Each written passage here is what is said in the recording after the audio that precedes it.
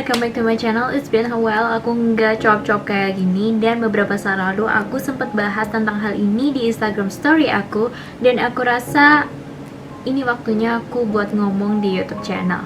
Karena ini penting, apalagi menanggapi isu yang lagi merebak kali ini, yaitu coronavirus. Aku mau ngomongin tentang information fatigue syndrome. Jadi di sini itu banyak banget dari kita, nggak cuman anak-anak muda, tapi juga orang tua kita terutama mengalami yang namanya information fatigue syndrome. Jadi itu adalah information overload atau information intoxication, dimana kita banyak banget menerima informasi yang bercampur-campur, bahkan ada yang valid, ada yang hoax, dan ada yang setengah-setengah, nggak ngerti itu valid atau enggak.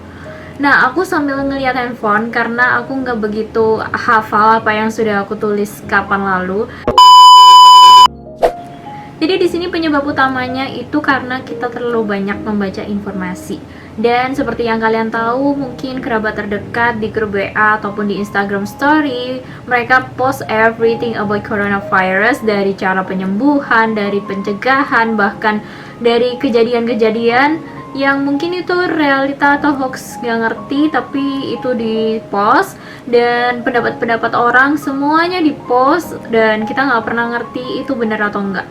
Actually aku ngerasa bahwa apa yang mereka sharing buat kalian itu niatnya baik, dimana kita diminta untuk aware tentang isu yang akhir-akhir ini lagi merebak di Indonesia.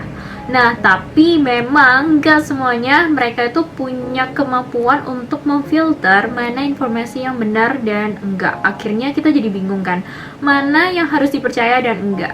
Sebenarnya ini terjadi di aku dan beberapa keluarga aku, teman-teman terdekat aku juga. Karena kita mengkonsumsi banyak banget informasi, kita akhirnya jadi panik, ketakutan, dan udah mulai berpengaruh ke belief kita, dan udah ada distorsi kognitif. Bahkan itu semua udah masuk ke mimpi, jadi kita seakan-akan tiba-tiba kena penyakit itu, keluarga kita, atau kita seakan-akan itu nggak tenang. Nah, gimana sih cara kita untuk mengurangi dampak itu? Oke, sebelum kita ngomongin tentang gimana cara mencegahnya, kita ngomongin dulu tentang simptomnya atau apa sih ciri-cirinya. Jadi yang pertama itu kita ada tiba-tiba self-diagnose. Jadi kalau misalnya kalian badannya anget dikit, batuk dikit, udah what's wrong with me.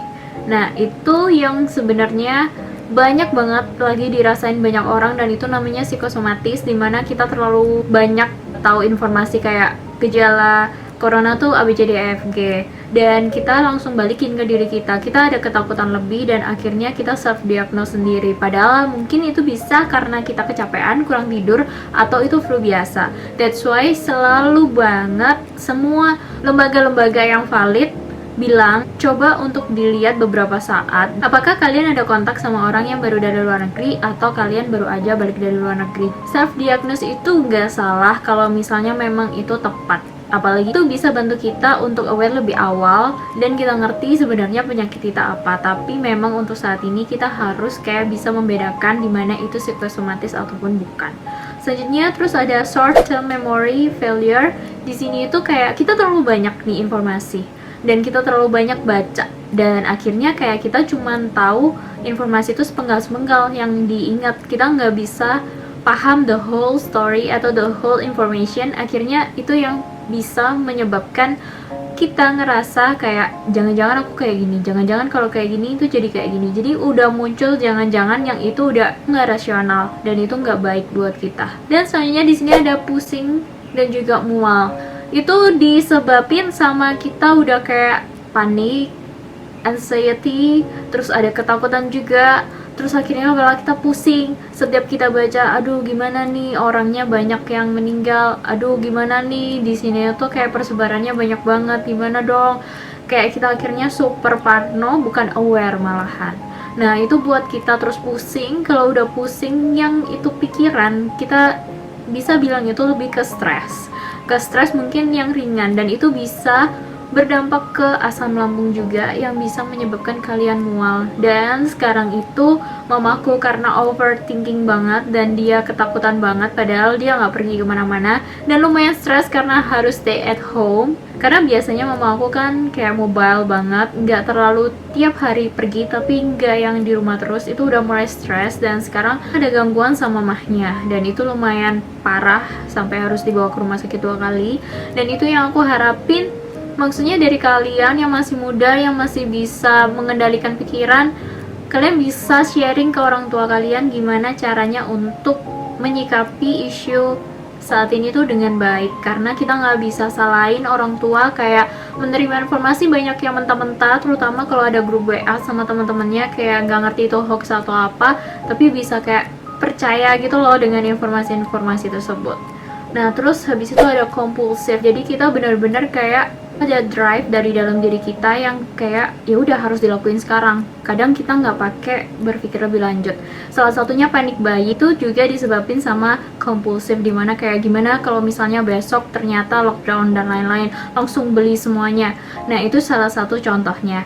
Nah, terus yang lain, kita kayak ngerasa bahwa tangan kita tuh kotor banget padahal kita udah cuci berkali-kali. Itu adalah salah satu juga dampak dari terlalu banyak informasi. Kayak keluar ketakutan-ketakutan yang irrational, dan itu sangat-sangat merugikan diri kalian sendiri. Jadi ini adalah simptom-simptomnya. Kita lanjut ke gimana kalau misalnya kita udah mengalami hal seperti itu. Jadi hal pertama yang bisa kalian lakuin yaitu limitation the information that you get or read. Jadi dimana kalian kalau misalnya memang terlalu annoying banget satu akun dan ngepost story yang terlalu kayak ini hoax di post, kalian bisa mute dan kalian cuman baca dari sumber-sumber yang memang udah valid, misalnya WHO atau terus dari pemerintah Indonesia. Sekarang udah ada banyak, bahkan kalau misalnya dari pemerintah Surabaya juga udah ada webnya. Kalian baca aja semua informasi dari sana.